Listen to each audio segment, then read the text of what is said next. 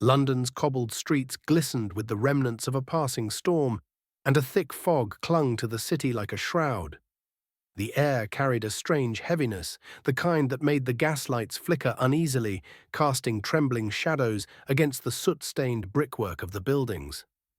Edgar Whitmore tightened the lapels of his coat as he stepped from the rattling carriage, his boots sinking slightly into the dampened ground. His gloved hands clenched the letter he had received 2 nights prior, a hurried scrawled plea from a man he had never met.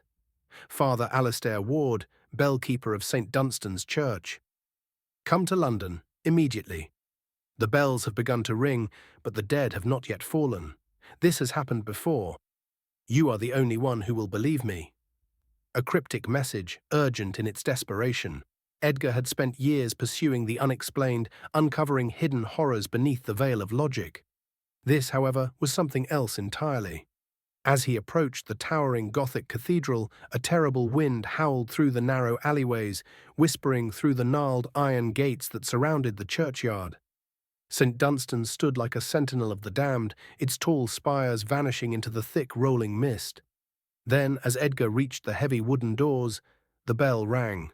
The deep, sonorous chime resonated through his very bones, a sound that did not merely vibrate through the air, but seemed to twist reality itself.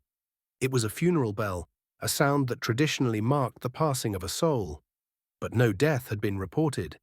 The street, once bustling with evening stragglers, fell into an unnatural silence. The usual city sounds, horse-drawn carriages, drunken tavern chatter, the distant barking of a mongrel, had vanished. It was as if, for the briefest moment, London itself had stopped breathing. And then, as suddenly as it had come, the noise returned. Conversations resumed, carriage wheels clattered against stone, and yet something was wrong. A name rippled through the air. It wasn't spoken in a shout, nor a whisper, but rather a quiet murmur that came from everywhere at once, creeping from the depths of the fog. Jonathan Harrow. The moment Edgar heard it, his blood ran cold. The church doors groaned open, revealing Father Alastair, his face pale and lined with a fear Edgar recognized all too well. He beckoned him inside with a trembling hand. "You heard it too," the priest whispered, his voice barely above the crackling candlelight. Edgar nodded, his mind racing. "Who is Jonathan Harrow?" Father Alastair swallowed hard, leading him past the pews toward a staircase spiraling into the bell tower. If the bells have spoken his name, then by dawn, he will be dead. They climbed in silence, each step echoing against the ancient stone walls. The smell of wax, damp wood, and something more acrid, burnt metal, clung to the air.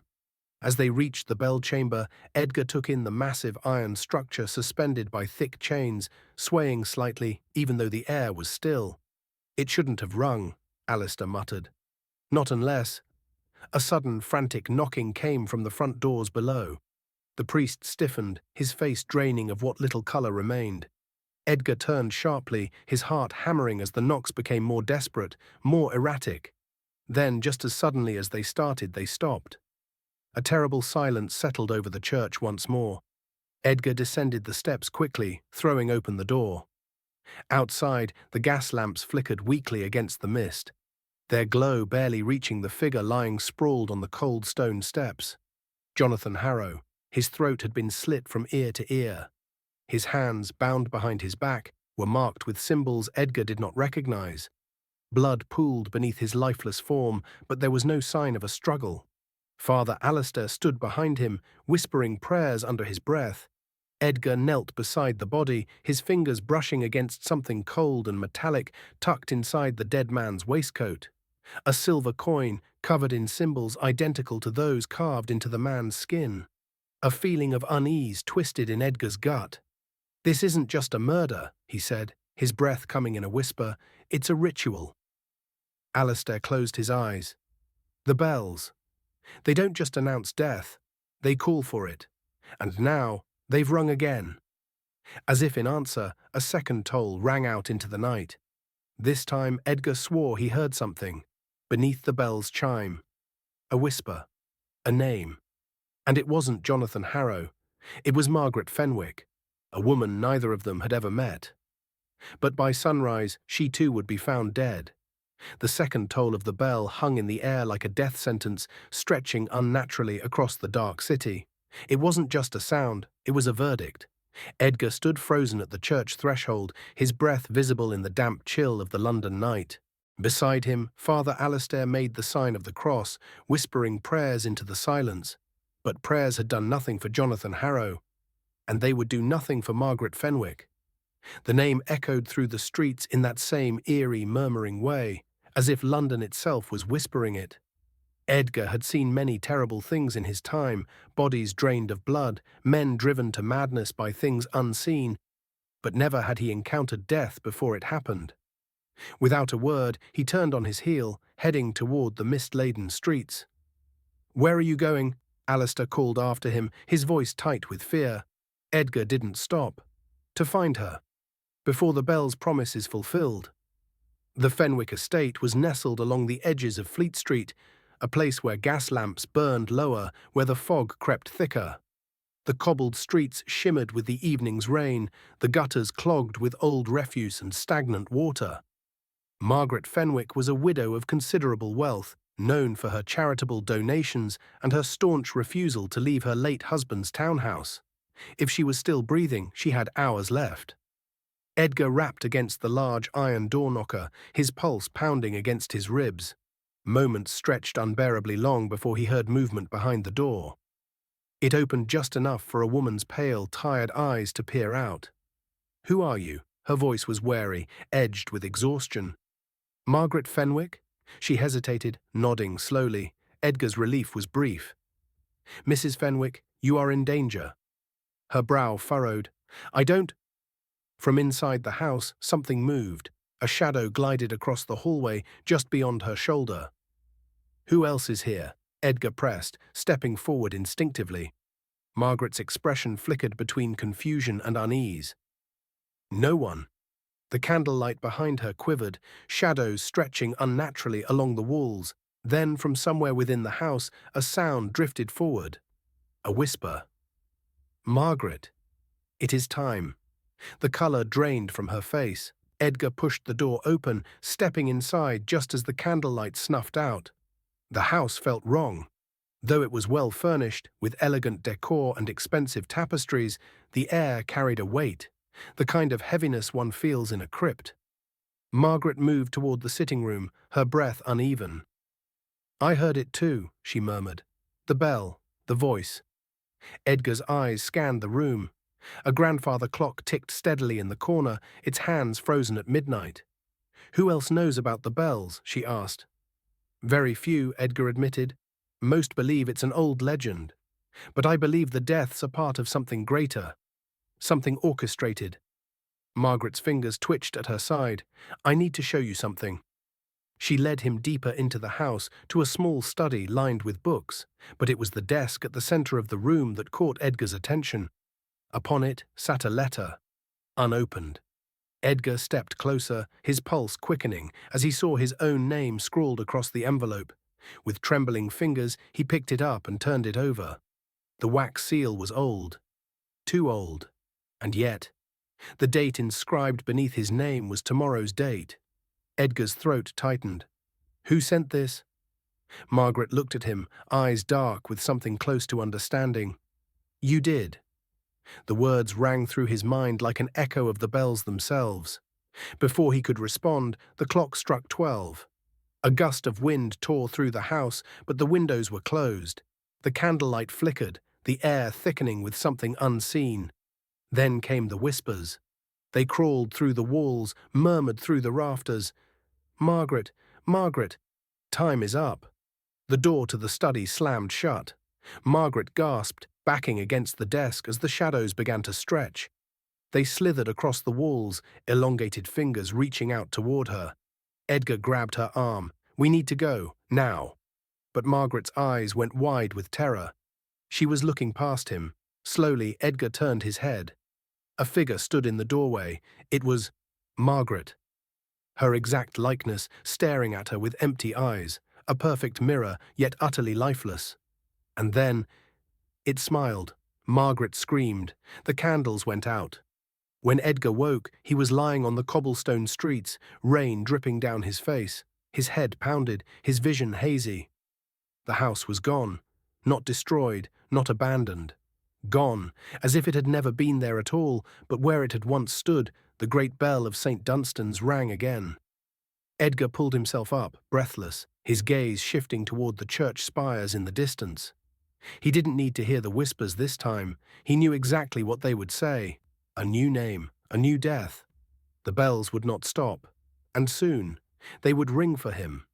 The rain had stopped, but the air was heavier than ever.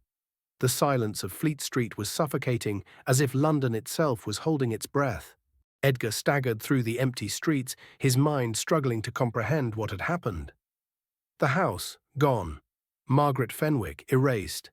No witnesses, no evidence. Only the tolling of the bells remained. They rang as if mocking him. The whispers were getting closer. Father Alistair had been waiting when Edgar stumbled back into St. Dunstan's church, drenched from head to toe. The priest's candle-lit study cast long, flickering shadows against the ancient stone walls, the scent of damp parchment and melted wax thick in the air. "You look like you've seen a ghost," Alistair muttered, setting down a heavy tome. Edgar collapsed into a wooden chair, pressing trembling fingers against his temples. "Not a ghost," he said hoarsely, "a reflection." Alistair's expression darkened. Edgar exhaled sharply.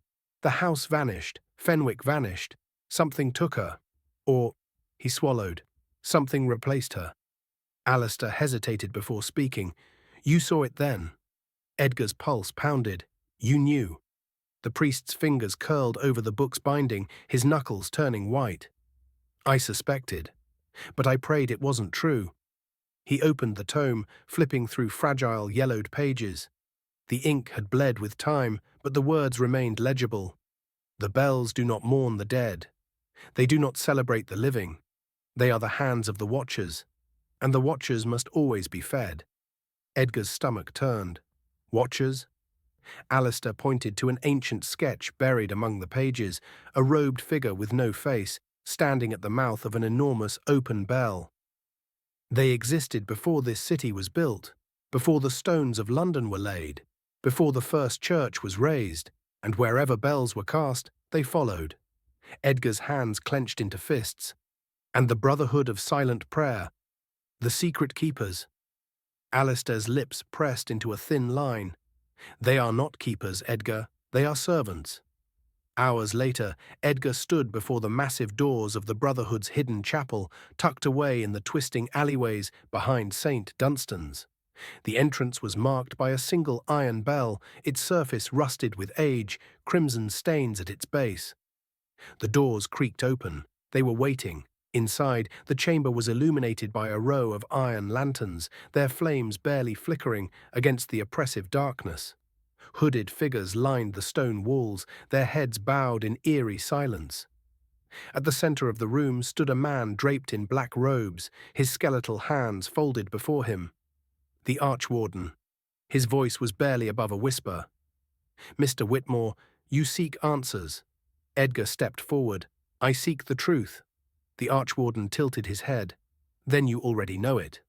With a flick of his wrist, the other robed figures stepped aside, revealing something that made Edgar's breath catch, a metal cage, and inside it, a man, shackled and trembling, his face half dissolved, his skin rotting away in places where it should not be. His lips moved in a silent plea. Edgar's stomach twisted. "Who is he?" The Archwarden did not look away. "The last one who tried to stop the bells." The man in the cage began to shudder violently, his breath coming in short, panicked gasps. His eyes were not human. Edgar stepped closer, horror creeping up his spine. Then a whisper, soft like wind through old halls. "Edgar Whitmore." The captive's lips hadn't moved. The sound was coming from within the iron bell. Edgar whipped around, his heartbeat thundering in his ears.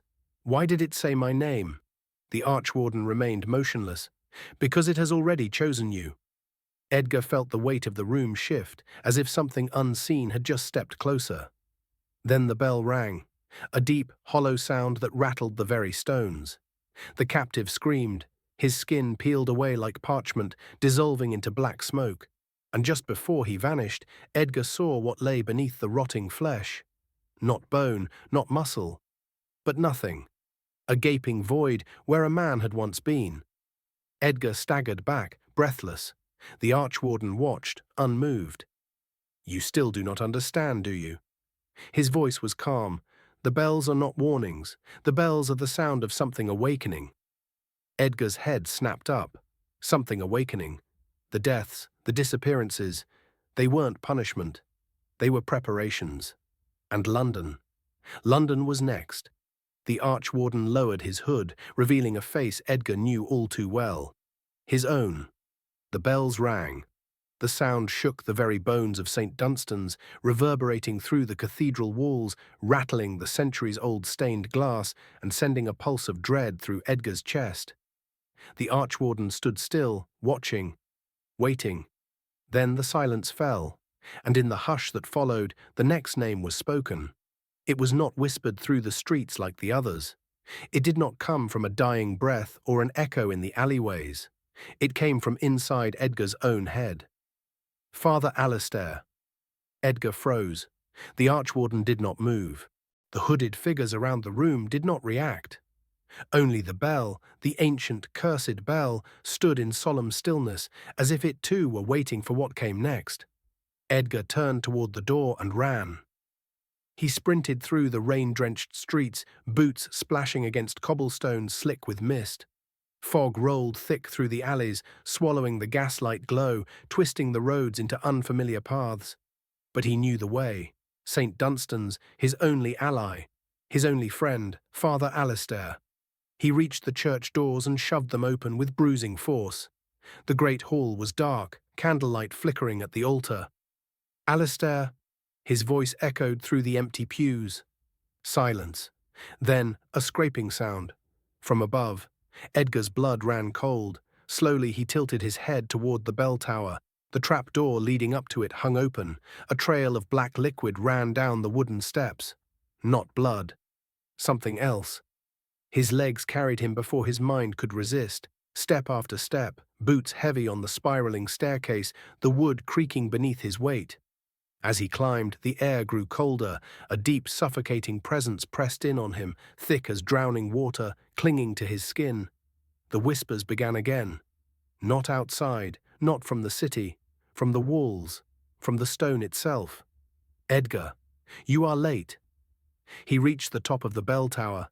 The great iron bell stood in the center, motionless, looming like a watchful eye. And there, kneeling before it, was Father Alistair. His hands were folded in prayer, his robes soaked through with black ink, his eyes gone, carved out.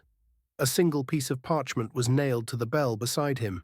The ink was not ink. The letters were shaking as if written in the last moments of a dying hand. "One must take the place of the dead. I chose to take yours."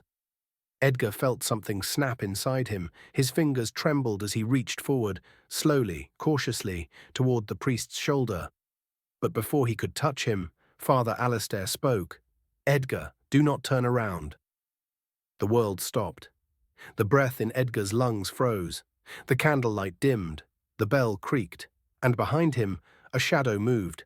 Edgar's hands clenched into fists. His mind screamed at him to run, to turn, to fight.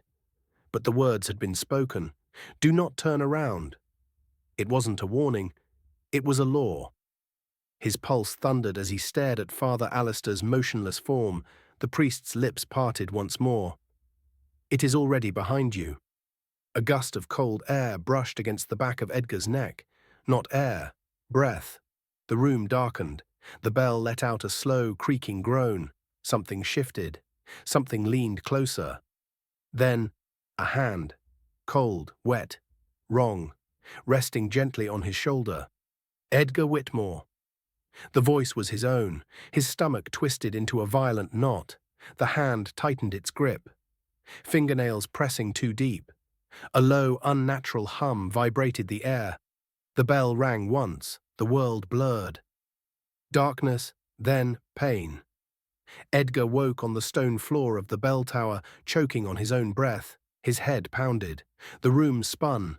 For a moment he thought it had been a nightmare. Then he saw the body. Father Alistair, face frozen, mouth open in a silent scream, his hand outstretched, reaching for Edgar. The bells of London tolled. Edgar's name was next.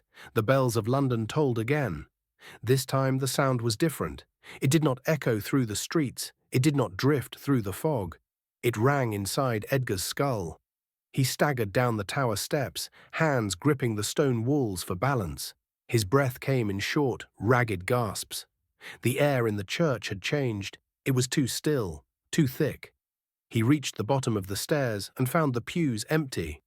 The doors of St. Dunstan's locked. Candlelight flickered against the stone, shadows crawling along the floor. And in the centre of the great hall a figure stood waiting. The Archwarden. His hood was lowered for the first time. His face was not human.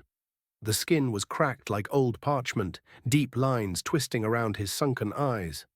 His mouth was a thin, bloodless slit, but when he spoke, it was with many voices. "You were not meant to live this long, Edgar Whitmore." Edgar's pulse thundered. His mind screamed at him to run, but his body refused to move. The air felt too heavy, like something invisible was pressing against him, holding him in place. The Archwarden tilted his head. "You have heard the bells.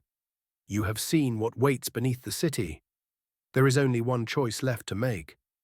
Edgar forced himself to speak. His voice was hoarse, barely above a whisper. "What are you?" The Archwarden smiled. His teeth were wrong. "We are the keepers of time, the watchers of fate. We do not choose who dies. We only remind them."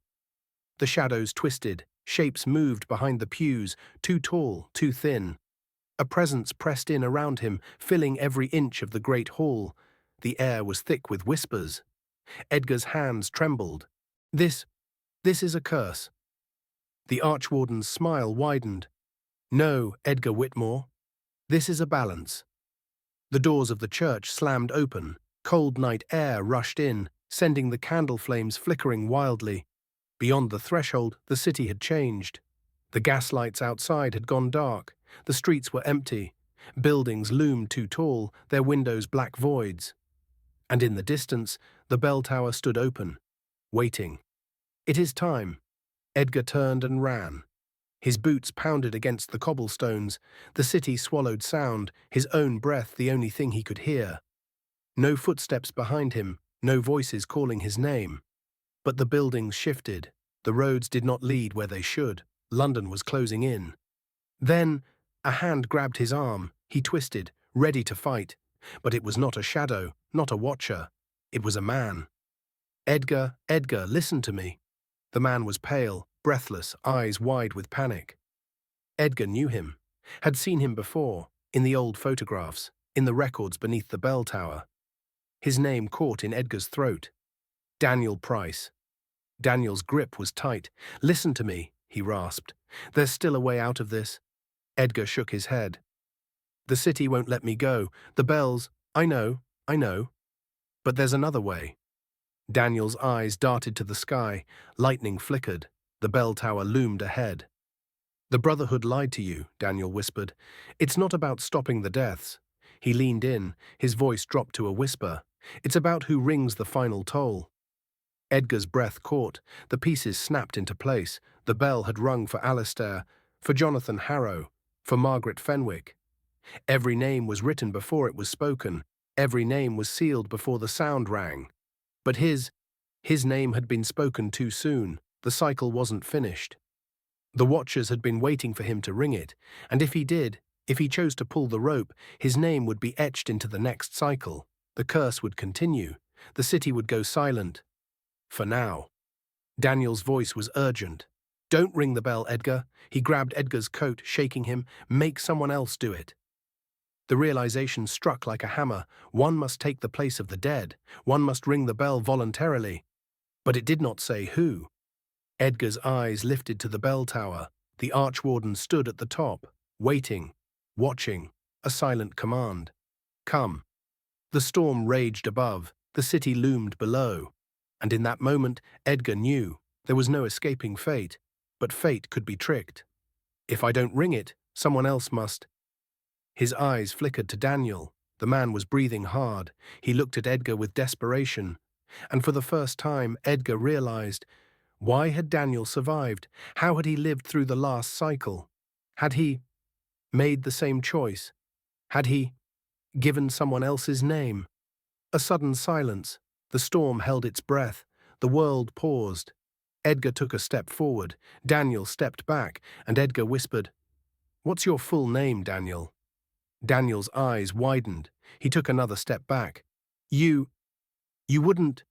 Edgar's hand shot forward, gripped his wrist, pulled him toward the tower.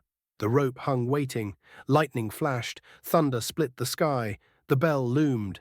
Daniel screamed. The bells of London tolled one final time. The bell's toll shook the city. The ground trembled beneath Edgar's feet. The sky cracked with lightning, and Daniel Price's screams echoed through the stone tower. Edgar stepped back.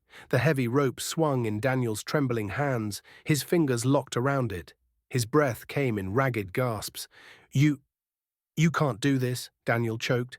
His face was pale as death. His knees buckled. But Edgar's eyes were cold, unwavering. "You already did it once, didn't you?" Daniel's mouth opened, but no words came. His lips trembled. His body shook. Edgar felt it, the weight of something watching, something waiting. The air vibrated. The storm paused. A voice, low, many-throated, ancient, spoke from the darkness. One must take the place of the dead. One must ring the final toll. The city will not be denied its price. Daniel's chest rose and fell. His eyes darted to the door, to the open archways, to the shadows creeping across the stone. There was no escape. Not anymore. Edgar stepped forward. "You lived because you made someone else ring it," he whispered. "That's why you're here. That's why you came back." Daniel stumbled backward. "No." Edgar's voice was steel. "You were supposed to die." Daniel shook his head violently. "You don't understand. I had no choice." A low sound rumbled through the bell tower, a sound that wasn't thunder. It came from the shadows, from the walls. The watchers had arrived. Edgar and Daniel turned at the same time. Their breath hitched. Figures stood in the darkness, tall, impossible. Their faces were hollow, their eyes empty pits of shifting black. They filled the tower, standing, waiting. The balance must be restored. The cycle must complete. The bell must ring.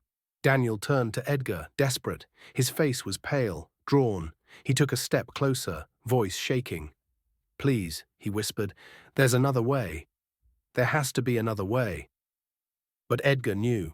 There wasn't. This had happened before. It would happen again. The only thing that changed was who took the fall.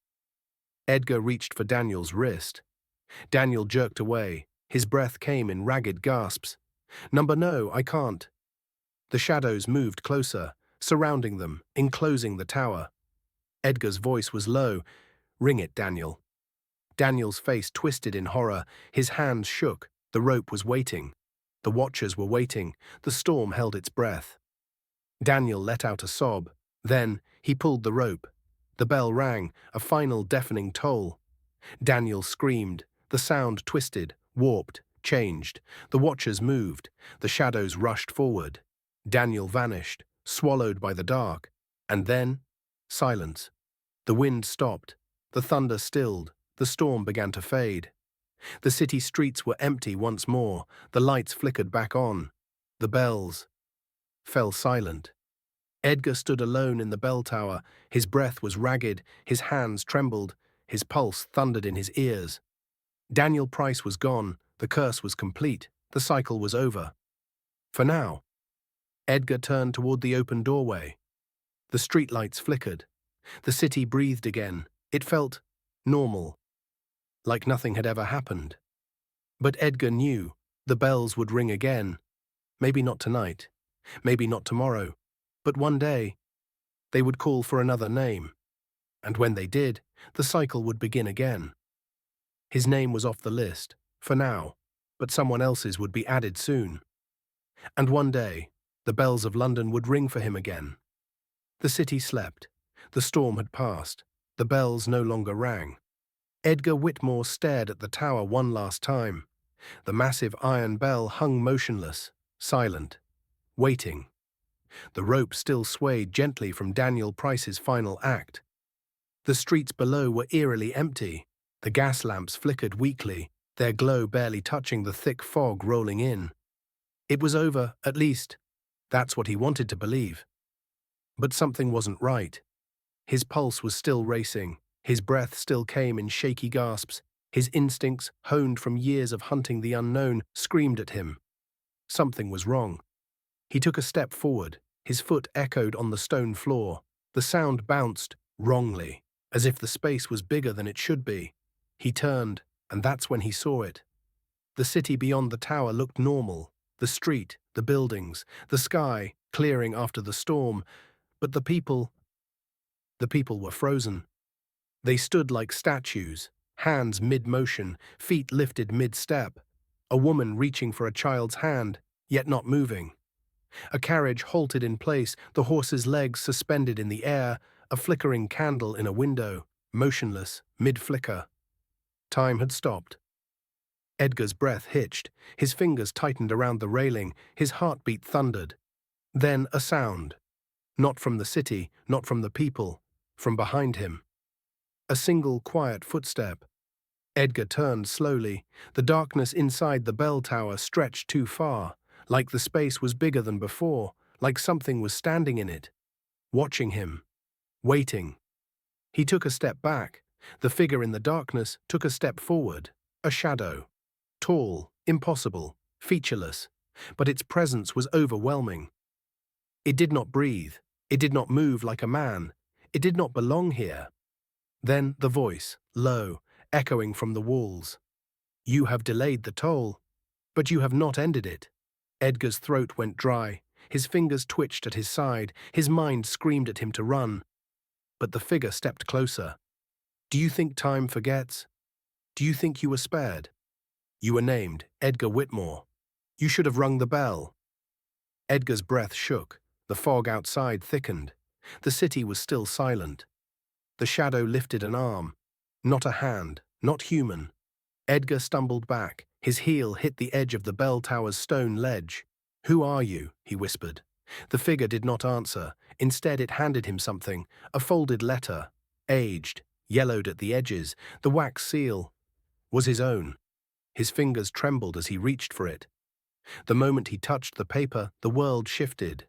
A wave of vertigo, a sudden rush of air, and then everything snapped back to normal. The city was alive again. The people walked. The streetlights flickered normally. The fog vanished. The church bells were silent. Edgar stood alone at the top of the tower. His breath came fast and uneven. His hands still clutched the letter. His name was on the front. The handwriting was his own. With a deep breath, he broke the seal, unfolded the letter, read the words. "You will ring the bell when it is time." The paper shook in his hands. The ink bled across the page. The letters shifted, changed, until they formed something else. A list of names. The first one was Daniel Price, crossed out. The second name, Edgar Whitmore.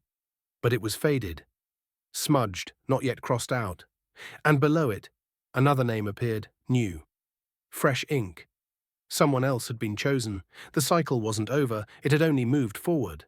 The bells had fallen silent. For now. But they would ring again, and next time, someone else would take his place. Or maybe there would be no one left. Edgar folded the letter, slipped it into his coat pocket, turned to the empty city, and walked away. The curse wasn't broken. The cycle continued. The city would always need its toll. Would you hear your name if the bells rang? And if they did, would you answer? Was Edgar truly spared, or was his name just waiting to be called? Comment below, what do you think happened? Thank you for watching. If you love chilling horror stories, don't forget to like, subscribe, and hit the bell icon.